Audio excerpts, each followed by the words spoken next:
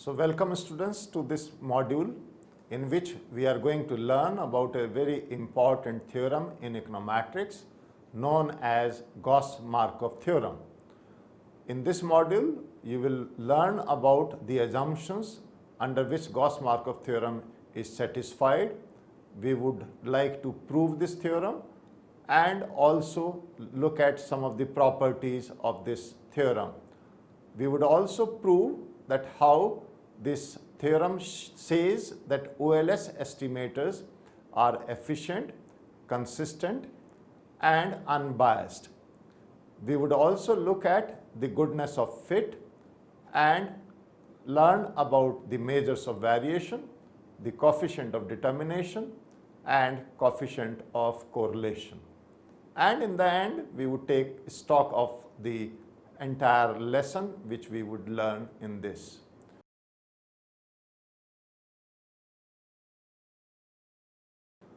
Let us therefore understand how this theorem basically moves. You would know by now that using OLS, we estimate the parameters B0 and B1 from the sample regression function. However, this estimates of B0 and B1 are from the sample regression function. So we need to make some assumptions about the population regression function so that the sample estimates of B0 and B1 can be used to make inferences about the population estimates beta 0 and beta 1. Now these set of assumptions in econometrics are known as classical linear regression model assumptions or CLRM assumptions.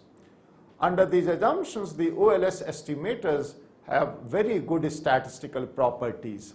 So these assumptions are also known as Gauss Markov theorem assumptions. Let us look at these Gauss Markov assumptions for the classical linear regression models.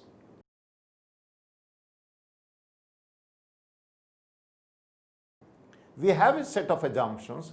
So let's begin with assumption number 1 under linear regression model. The regression model is linear in the parameters. This is our assumption number 1. It need not necessarily be linear in the explanatory variables, which means in xi's.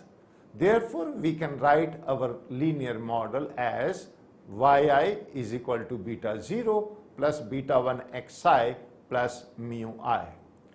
Our next assumption, assumption number 2, is that xi, which means the explanatory variables, they are non-stochastic, which means the values taken by the explanatory variables remain unchanged in repeated samples. So the regression analysis is a conditional regression analysis because it is conditional on the given values of xi's. However, within xi's there could be variation. Our third assumption is the assumption of conditional mean of disturbance term, and it should be equal to 0, which means given the value of explanatory variables, the conditional mean of disturbance term is 0, which can be rewritten as, or which can be written as expected value of mu I given xi is equal to 0.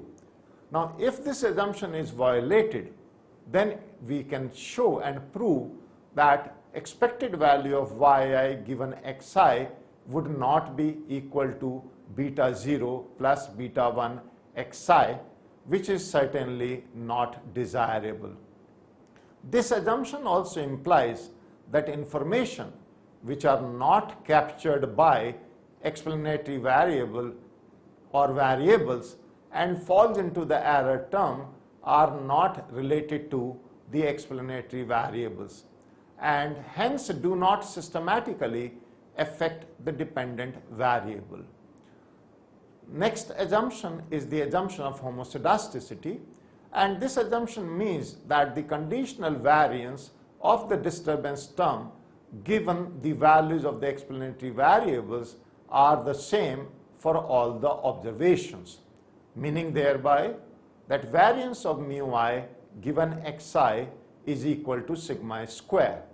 By definition, variance of mu I given xi is equal to expected value of mu I minus expected value of mu I given xi whole square. Now, since by assumption 3 expected value of mu I given xi is 0, therefore we have variance of mu I given xi equal to expected value of mu I square given xi, and this we are assuming is equal to sigma square for all values of I, which means there is no subscript associated with the variable or with this variance sigma square. Diagrammatically, the concept of homoscedasticity can be drawn and is shown in figure 1 before you, where the variation around the regression line is same for all values of xi.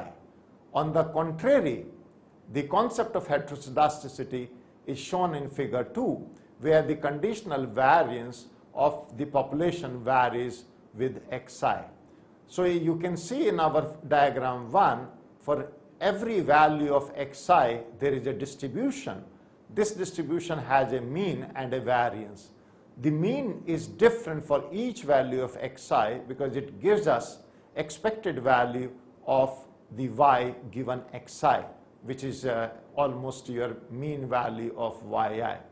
But the variance we are assuming that for each value of xi is constant and is same and is equal to sigma square.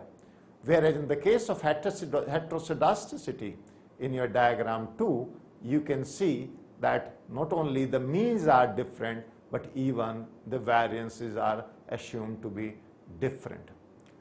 So our next assumption is assumption 5, the assumption of no autocorrelation.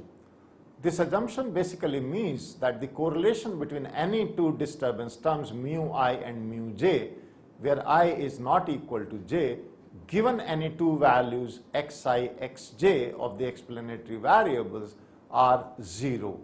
That covariance of mu I, mu j given xi, xj can be written equivalent to expected value of mu I minus expected value of mu I given xi into mu j minus expected value of mu j given xj. This is equal to expected value of mu I given xi into mu j given xj and is equal to 0 by our assumption. Now, our next assumption is assumption 6, which is the assumption of 0 covariance between disturbance term and explanatory variable or variables. And this can be written as expected value of mu I xi is equal to 0, which is same as covariance mu I xi equal to expected value of mu I minus expected value of mu I into xi minus expected value xi, and is equal to expected value of mu I into xi minus expected value xi, since expected value of xi is non-stochastic. Therefore, it can be written as expected value of mu I xi minus expected value xi into expected value mu I. Since expected value mu I is 0, therefore this is equal to 0 by assumption. Hence, we are trying to say that the covariance between mu I and xi is equal to 0. Now, this basically says that the explanatory variables are uncorrelated with the disturbance term. Now, so the values of the explanatory variable has nothing to say about the disturbance term. That is the meaning of this assumption, and it plays a very important role in entire econometric estimation. Next, let us look at another assumption, which is assumption of identification. This is our assumption number 7. Now, to find unique estimates of the normal equations, the number of observations must be greater than the number of parameters to be estimated. Otherwise, it would not be possible to find unique OLS estimates of the parameters, which means that what we are saying is that the number of equations must be greater than or equal to the number of parameters to be estimated. Here, equation means the normal equations which we can estimate by ordinary least square estimation method. Our assumption 8 is that the variance of x must be positive, which means it should be between 0 and infinity. So to find the OLS estimates, there should be some variability in the value of the explanatory variables. In other words, all the values of xi in the same sample cannot be same, which means that sigma xi minus x bar square upon n minus 1 is between 0 and 1. So it's between 0 and infinity. So it has to be greater than 0 and less than infinity. Now, if all the values of xi are same, we would have in that case sigma xi minus x bar square to be equal to 0. Thus, it will not be possible to estimate the OLS parameters or beta 0 and beta 1. Another assumption which we make in our entire Gauss Markov theorem is assumption 9, which is the disturbance term mu I is assumed to be normally distributed. However, this assumption is required not for estimation but mainly for inference, and it means that mu I is distributed normally, NID normally and independently distributed with mean 0 and variance sigma square, where I is equal to 1 to n. So let me repeat, we are saying mu I is distributed as NID with mean 0 and variance sigma square. So NID stands for normal independently distributed. The normality assumption, as I mentioned earlier, implies that yi is also normally distributed. This assumption is necessary for constructing confidence intervals of beta 0 and beta 1, and hence for conducting hypothesis testing. Another assumption which we make is assumption 10, which is known as the assumption of correct functional form specification.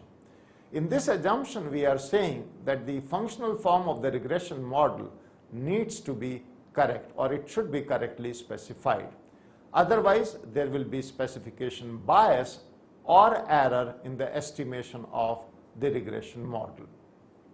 The next assumption is the assumption of multico-linearity, which implies when the regression model has more than one explanatory variables, which means more than one, and we are talking about multiple linear regression model, there should not be any perfect linear relationship between any of these explanatory variables.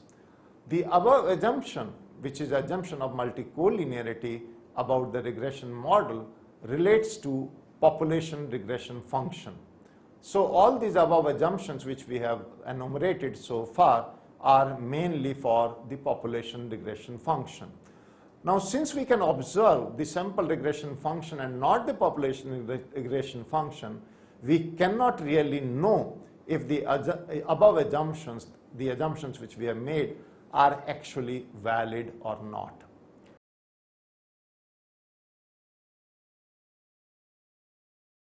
So let us now state the Gauss Markov theorem. The Gauss Markov theorem basically states that under the assumptions of the classical linear model, which are assumptions from 1 to 8, the least square estimators are the minimum variance estimators among the class of unbiased linear estimators. That is, they are blue. Blue means best linear unbiased estimators. And we will prove that, so we need to prove that OLS estimators are unbiased, they are efficient, and they are consistent, especially among the linear estimators. Let us now prove a first property of unbiasedness. So we are going to prove that OLS estimators are linear and unbiased. How do we prove it? Let us see that. The OLS estimator B1 is unbiased if its expected value is equal to population parameter beta 1. So we are saying unbiasedness is defined when a beta 1 has an unbiased estimator in B1. So the estimator B1 is a random variable and takes on different values from sample to sample. However, unbiasedness property implies that on average the value of B1 is equal to the population parameter beta 1. Now we know that the OLS estimates B1 is equal to sigma xi minus x bar into yi minus y bar upon sigma xi minus x bar square. Now this can be opened up and can be in a way written in or rewritten in different forms. So let us multiply the numerator, where we get now sigma xi minus x bar into yi minus y bar into sigma xi minus x bar, and the denominator is as it is, which is sigma xi minus x bar square. Now this gives us to a new term which is sigma xi minus x bar into yi. How do we get this? Because y bar is constant in our numerator in the previous step, and therefore sigma xi minus x bar would be equal to 0. Now from this what we obtain is that B1 is equal to sigma ki yi, where ki is a constant and is equal to sigma xi minus x bar upon sigma xi minus x bar square. Now the ki's has some properties. We can look at these properties, and in fact we can prove all these properties also.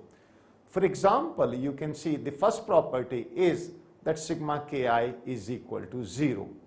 The second property is that sigma ki square is equal to sigma xi minus x bar square upon sigma xi minus x bar square whole square.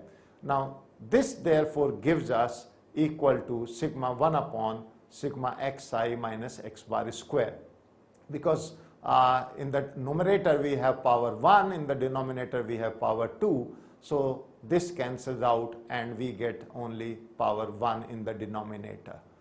The third property is that sigma ki xi is equal to 1, because we in the numerator have sigma xi minus x bar into xi, and in the denominator we have sigma xi minus x bar square. Now the numerator can be rewritten as sigma xi minus x bar into xi minus x bar, and it will be equal to sigma xi minus x bar whole square, which is same as the denominator. So we get the third property as sigma ki xi is equal to 1. So to prove the unbiasedness of the OLS estimator B1, we need to rewrite our estimator in terms of population parameter. So what is B1? B1, as we defined earlier, is equal to sigma ki yi, and let me repeat, I is from 1 to n, which need not be repeated every time. So this is equal to sigma ki, and on substitution of the value of yi we have beta 0 plus beta 1 xi plus mu I, which is from our population regression function. To open up this product, we get beta 0 into sigma ki plus beta 1 into sigma ki xi plus sigma ki mu I. Now this comes out to be equal to beta 1 plus sigma ki mu I, because we have already proved that sigma ki is equal to 0 in our properties. If you go back, and sigma ki square we have said is 1 upon sigma xi minus x bar square, and we can see from there therefore that sigma ki xi, the third property we had proved, is equal to 1. So what I am trying to say is that we get B0 equal to beta 1 plus sigma ki mu I. Now the OLS estimator is thus a linear function of mu I, and linear because we can see that B0 is equal to beta 1, which is constant, and the second term, which is sigma ki mu I, is linear in mu I. The explanatory variables are assumed to be non-stochastic, so the ki's are also non-stochastic as well, because ki is a function of xi. Now if you take expectation operator on both the sides, we will have expectation of B1 equal to beta 1 plus sigma ki into expectation of mu I, and this is all equal to beta 1 because expected value of mu I we have already proved earlier and assumed is equal to 0. Therefore, OLS estimator B1 is an unbiased linear estimator of beta 1. This was our proof of how B1 is an unbiased estimator of beta 1, and I am sure you all would recollect beta 1 is our slope parameter. Similarly, we can also estimate and prove the unbiasedness of our second parameter, which is beta 0. But we are not giving you that proof here, which is not very essential, but it moves on the similar lines. Let us now prove that OLS estimator is efficient. Now, why are we proving all this? Because once we understand that these parameters have certain properties, we will have more faith and we would understand the usefulness of using OLS estimators. So let us look at this second proof of OLS being efficient. Now, OLS estimator has this desirable property of being an efficient estimator. Now, this efficiency property basically relates to the variance of the estimator. Here we have to prove that the variance of OL estimator B1 has the smallest variance among all the possible estimators, which means that the variance of B1 is less than variance of any other alternative estimator, say B1 star or any other estimator. To prove this, we have to first define an arbitrary estimator beta 1 hat or beta 1 tilde, which is linear in Y. Now, secondly, we impose restrictions implied by unbiasedness, and lastly, we will show that the variance of arbitrary estimator beta 1 tilde is larger than or at least equal to the variance of OLS estimator B1.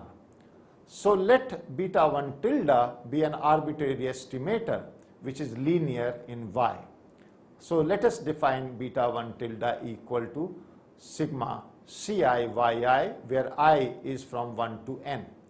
Now let us substitute the population regression function in Yi as we did earlier, and what we obtain is that beta 1 tilde is equal to Ci into beta 0 plus beta 1 xi plus mu I. On expansion, we again get in a way beta 1 tilde equal to beta 0 into sigma Ci plus beta 1 into sigma Ci xi plus sigma Ci mu I. For the estimator beta 1 tilde to be unbiased, we need the following restrictions to hold. The first is that sigma Ci from 1 to n is equal to 0 and beta 1 into sigma Ci xi is equal to 1. With this, we find that beta 1 tilde is equal to beta 1 plus sigma Ci mu I. The variance of this arbitrary estimator beta 1 tilde is defined as expected value of beta 1 tilde minus b1 square, which is same as equal to sigma Ci mu I whole square, and is equal to sigma square into sigma Ci square. Now this can be rewritten as sigma square into sigma Ci minus xi minus x bar upon sigma xi minus x bar square plus xi minus x bar upon sigma xi minus x bar square whole square. So what we have done is we have subtracted a term and we have added that term. Now this is equal to sigma square into Ci minus xi minus x bar upon sigma xi minus x bar square whole square plus sigma square into xi minus x bar upon sigma xi minus x bar square whole square plus twice sigma square into sigma Ci minus xi minus x bar upon sigma xi minus x bar square into xi minus x bar upon sigma xi minus x bar square. So students, you must have seen what we have done is in the above equation we had three terms. So we have taken the first two as A and the second as B and then opened the square so that we have A square plus B square plus 2AB. Now it can be shown that the last term in the above equation is 0. So what is the last term? The last term is twice sigma square into sigma, the first term, into the second term. Now this is equal to twice sigma square into sigma Ci minus xi minus x bar upon sigma xi minus x bar square, which is our first term, into minus twice sigma square into sigma Ci into xi minus x bar square upon sigma xi minus x bar square. So we have multiplied both the terms by 2 sigma square. And now therefore what we get is 2 sigma square into 1 minus 2 sigma square into 1, which is equal to 0. This is after imposing the restrictions on the two terms. From this therefore we obtain expected value of beta 1 tilde minus b1 whole square is equal to sigma square into sigma Ci minus Ki square plus expected value of b1 minus beta 1 square, where Ki is equal to xi minus x bar upon sigma xi minus x bar square. Now the first term on the right hand side is always positive except when Ci is equal to Ki for all values of I. Therefore it implies that the left hand side, which is expected value of beta 1 tilde minus b1 whole square, is greater than expected value of b1 minus beta 1 square. Therefore it means that the variance of beta 1 tilde is greater than or at best equal to the variance of b1. That therefore proves that b1, which is an OLS estimator, will have the minimum variance, which means the variance less than or at best equal to the variance of any alternative estimator b1 tilde in our current example. Let us now move on to the proof of the OLS estimator being a consistent estimator. So what is this property of consistency? The property of consistency is a large sample property, or also known as an asymptotic property, unlike the property of unbiasedness, which holds for any sample size. So by consistency we basically mean that as the sample size tends to be infinity, the density function of the estimator collapses to the parameter value. So an OLS estimator B1 is said to be consistent if probability limit of B1 for n tending to be infinity is equal to beta 1. Now where PLM, as we have written in our expression, means probability limit. I am sure you can see that. In other words, B1 converges in probability to beta 1. Now the operator P limit has an invariance property for any continuous function, which means that if, let's say, delta hat is a consistent estimator of delta, and if h delta hat is any continuous function of delta hat, then probability limit of h delta hat for n tending to be infinity would be equal to h delta. Therefore, if delta hat is a consistent estimator of delta, then 1 upon delta hat and ln delta hat are also consistent estimators of 1 upon delta and log or ln delta respectively. Now this property of invariance does not hold valid for the expectation operator E.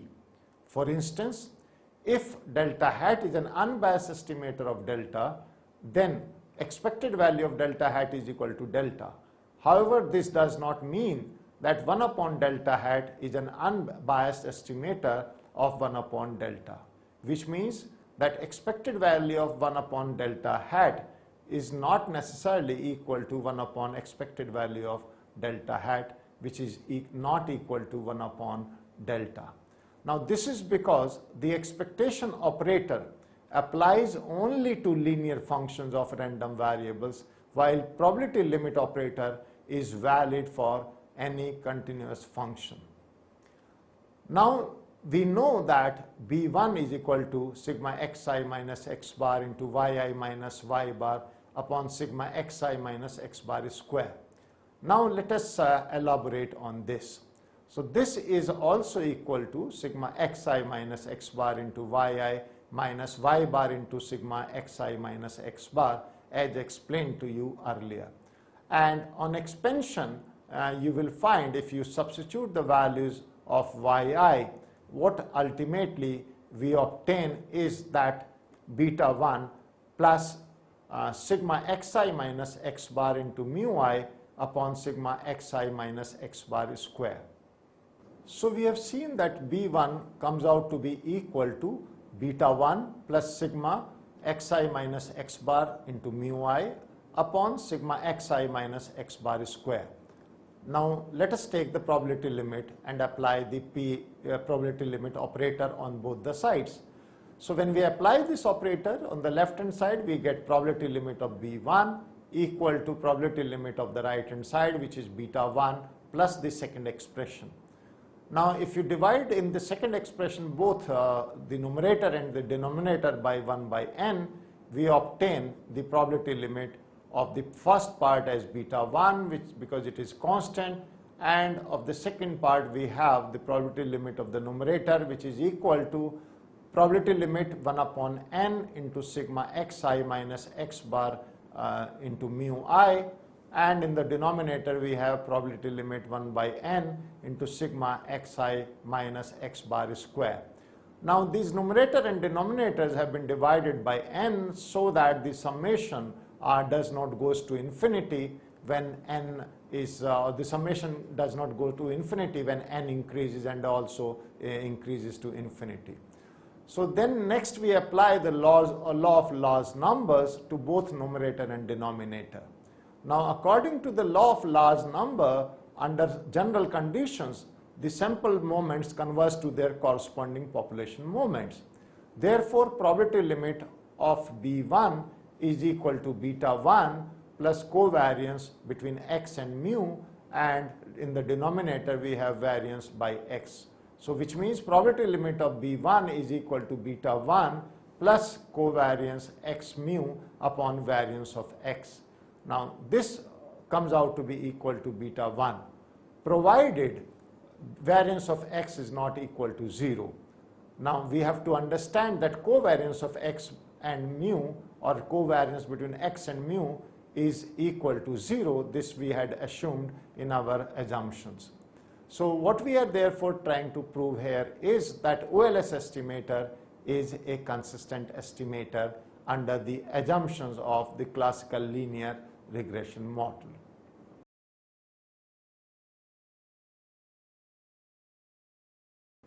Let us, students, after learning all these properties and their proof, move on to the goodness of fit. So let us understand what is goodness of fit and what we have to learn in this. We have estimated our model parameters using OLS and have seen how they have various desirable statistical properties under certain assumptions. But we are still not sure if the estimated model fits the data well, and if all the observations of the sample lie on the regression line. Then we say that the regression model fits the data perfectly, and we can say that the population regression line would be almost equal to the sample regression line. Now usually we will have some negative and some positive residual term, and we want that these residuals around the regression line be as minimum as possible. The coefficient of determination provides a summary measure of how well the sample regression line fits the data. So we have different measures of this. goodness of fit. The first is the measures of variation. Now recall that the sample regression function was defined as yi is equal to b0 plus b1 xi plus ei. Now if you sum both the sides and divide it by the sample size, we obtain y bar equal to b0 plus b1 x bar, which is our equation 2. Now if you subtract this from our first equation, which is our sample regression function, what we obtain is that yi minus y bar is equal to b1 into xi minus x bar plus ei. Now writing this equation, which is third, in the deviation form, we can write down yi is equal to b1 xi plus ei. Now yi and xi are small yi and small xi because we are defining them in the deviation form.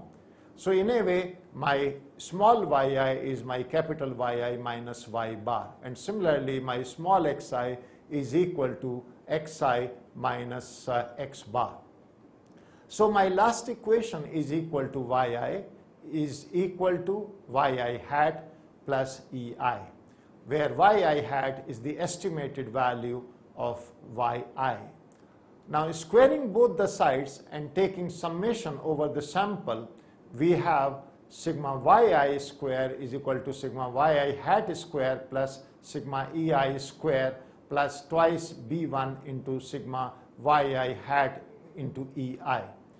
Now the last term is 0 by assumption that the covariance of the fitted value and the error term is 0. Hence my sigma yi square, which is sigma yi minus y bar square, is equal to sigma y hat minus y bar square plus sigma ei square. So I have replaced my sigma y small yi hat by y capital Y hat minus y bar, and this can be rewritten or can be expressed as total sum of the squares is equal to the explained sum of the squares plus residual sum of the squares. So let me repeat. My left hand side, which is yi minus y bar, is the total sum, and therefore sigma yi minus y bar square is total sum of the squares. My y hat is the explained value, therefore sigma y hat minus y bar square is my explained sum of the squares, and ei is the residual, therefore I have defined sigma ei square as the residual sum of the squares. Now having defined all this, therefore we can say that the total variation of actual y values about their sample mean is equal to the variation of the estimated y values about the sample mean and the unexplained variation of actual y about regression line, which is defined as sigma ei square. So I hope you understand what is total sum of the squares, what is explained sum of the squares, and what is the residual sum of the squares. Therefore, I can say that the total variation in y can be decomposed into two parts. The first part you have seen is explained sum of the squares, which is the part accounted for by x, and the second part, which is RSS or residual sum of the squares, and is also known as unexplained or unaccounted part. And this RSS is known as unexplained part because the residual term ei captures the effect of the variables other than the explanatory variable that are not included in the regression model. Now having understood this, let us now try to understand the coefficient of determination, which is based on this total sum of the squares and explains of sum of the squares. So since we have already defined that TSS is equal to ESS plus RSS, let us now divide both sides by TSS. So we will have 1 is equal to ESS upon TSS plus RSS upon TSS. Now therefore 1 is equal to sigma y hat minus y bar square upon sigma yi minus y bar square plus sigma ei square upon sigma yi minus y bar square. Now we define r square as follows, which is r square is equal to sigma y hat minus y bar square upon sigma yi minus y bar square, which is same as explained sum of the squares upon total sum of the squares.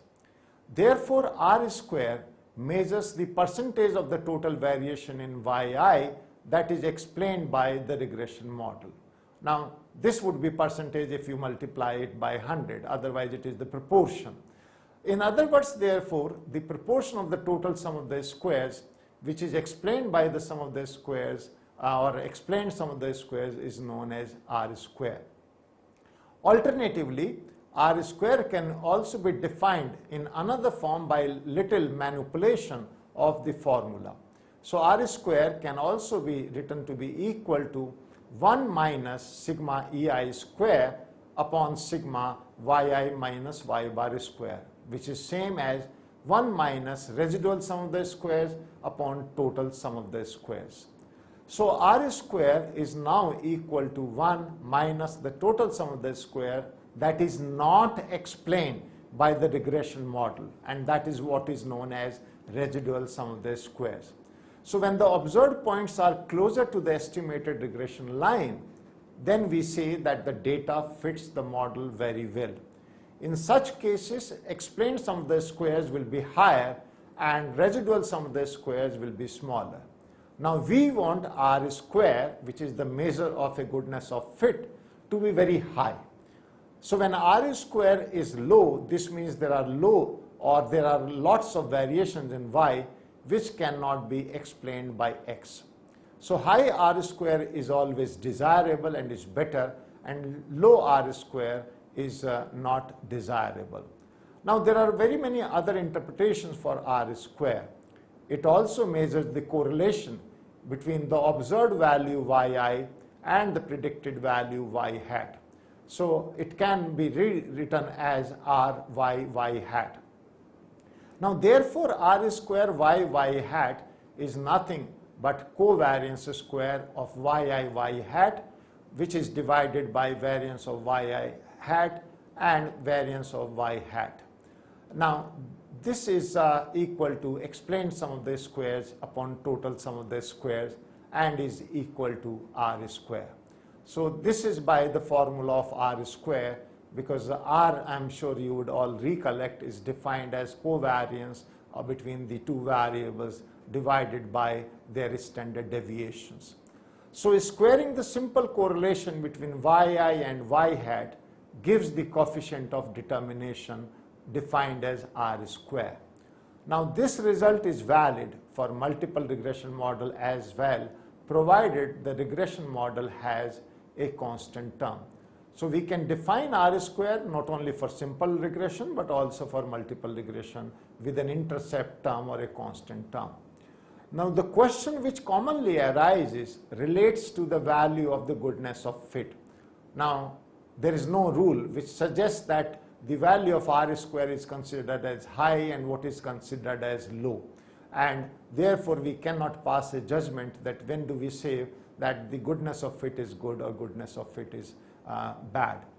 For time series data, the value of R square is usually high and above 0.9. However, for cross-section data, R square value of 0.06 or 0.7 may also be considered as good. Now we should be cautious not to depend too much on the value of R square. R square is simply one measure of model adequacy. We should be more concerned about the signs of the regression coefficients and whether they conform to economic theory or prior informations. Now the question is, what are the properties of R square? Let us define some of these properties of R square. R square is a non-negative number, and I will show it to you that it will vary between 0 and 1. So it is a unit which is free of both the numerator and the denominator have the same units, so it has no sign. So let me repeat, R square is a non-negative number, R square is a unit which is free of any unit of measurement, R square is a value between, or R square will take a value between 0 and 1. So when there is a perfect relationship between y and x, we will have residual sum of the squares equal to 0. Hence, total sum of the squares will be equal to explained sum of the squares, and in this situation, r square will be equal to 1. On the contrary, when there is no relationship between y and x, we will have explained sum of the squares as 0 and b1 will be equal to 0. In that case, total sum of the squares will be equal to residual sum of the squares and r square will be equal to 0, which means all the variation in y is left unaccounted by the model and x is not able to explain any variation in y. Now let us try to understand coefficient of correlation. So earlier we have defined coefficient of determination, which is r square. Now we are looking at the coefficient of correlation, which is different from that of goodness of fit. However, they are closely connected. The coefficient of correlation measures the degree of association between two variables. The sample correlation coefficient can be obtained as follows, which is r is equal to sigma xi minus x bar into yi minus y bar upon sigma xi minus x bar square into sigma yi minus y bar square whole under root. So the numerator is the covariance between x and y, and the denominators are the standard deviations of xi and yi. And alternatively, the coefficient of correlation could be obtained also as follows, which is that r is equal to plus minus under root of r square. Now, what are the properties of this coefficient of correlation? The sign of coefficient of correlation can be positive or negative depending upon the sign of the sample covariance between x and y. The coefficient of correlation can lie between -1 and +1, and so we can write that r will be greater than or equal to -1 but less than or equal to +1. The coefficient of correlation is symmetrical in nature. So coefficient of correlation between x and y is equal to the coefficient of correlation between y and x. We can also see that the change in origin and scale of measurement of the variables x and y does not affect the measurement of the coefficient of correlation. Say for example, suppose xi is equal to axi plus c and yi star is equal to db plus d, where a, b and c, d are constants, then the correlation coefficient between xi star and yi star and the correlation coefficient between yi star and xi star are the same. And also the coefficient correlation between xi star and yi star would be same as between xi and yi. So if xi and yi are statistically independent, then the coefficient of correlation between them is 0. This is another very important property of the coefficient of correlation. However, if the correlation coefficient is 0, this does not necessarily mean that x and y are independent of each other. So the vice versa need not necessarily be true. We also know and we can say that the coefficient of correlation measure on linear association or dependence. The coefficient of correlation measure basically the linear association or dependence. It is not meaningful to describe non-linear relationships. The coefficient of correlation does not imply any cause and effect relationship between variables. This is another important thing which you must try to understand, that it does not give you any cause and effect relationship. The goodness of fit is more meaningful than the coefficient of correlation in the regression context. The goodness of fit measures the proportion of variation in dependent variable that is caused by the explanatory variable, or it provides up to what extent does the variation in one variable determine the variation in other variable. The coefficient of correlation does not have such significant meaning. So let me repeat, the coefficient of goodness of fit gives you that kind of a cause and effect relationship, whereas the coefficient of correlation does not have any such meaningful kind of a meaning.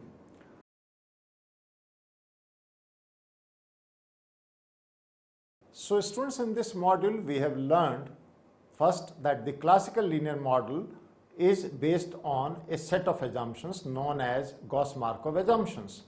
The Gauss Markov assumptions, secondly, we have seen includes assumptions of linearity in parameter, stochastic value of the explanatory variable, expectation of disturbance term to be 0, homozygosticity of disturbance term, no autocorrelation between error terms, no covariance between error term and disturbance term, identification of equation, variability of explanatory variables, normality of error term, and correct functional form. We have also learned that the assumptions under the classical linear regression model are necessary to prove the Gauss Markov theorem. The theorem basically states that under these assumptions, the least square estimators obtained by ordinary least square are the minimum variance estimators among the class of unbiased linear estimators. That is, they are blue, means best linear unbiased estimators. We have also learned, students, that the OLS estimator B1 is unbiased if its expected value is equal to population parameter beta 1. The property of unbiasedness implies that on an average the value of B1 is equal to the population parameter beta 1. We have also learned about the efficiency property of estimator, which relates to the concept of smallest variance of the estimator. The variance of OL estimators, they have the smallest variance among all the possible estimators. The property of consistency also has been discussed, and it shows that in a large sample, basically as the sample size tends to infinity, the density function of the estimator collapses to the parameter value. We have also learned that the total variation in Y, which is defined as total sum of the squares, is a sum of two parts: explained sum of the squares, which is part accounted for by X, and the residual sum of the squares, which is unexplained and unaccounted part. The coefficient of determination measures the overall goodness of fit of the regression model. It tells what proportion of the variation in the dependent variable is explained by the explanatory variable. We have learned that the coefficient of determination lies between 0 and 1. The closer it is to 1, the better is the overall goodness of fit. And there is no rule which says that such level of coefficient of determination is high and such level is low. The sign of regression coefficient is very important. The coefficient of correlation, which we have learned, measures the degree of association between two variables, and it lies between -1 to +1. The statistical independence of two variables implies zero correlation coefficient, but not necessarily vice versa. And we have also learned that the coefficient of determination and the correlation coefficient are related with each other, as R is equal to ± √R². Thank you, students.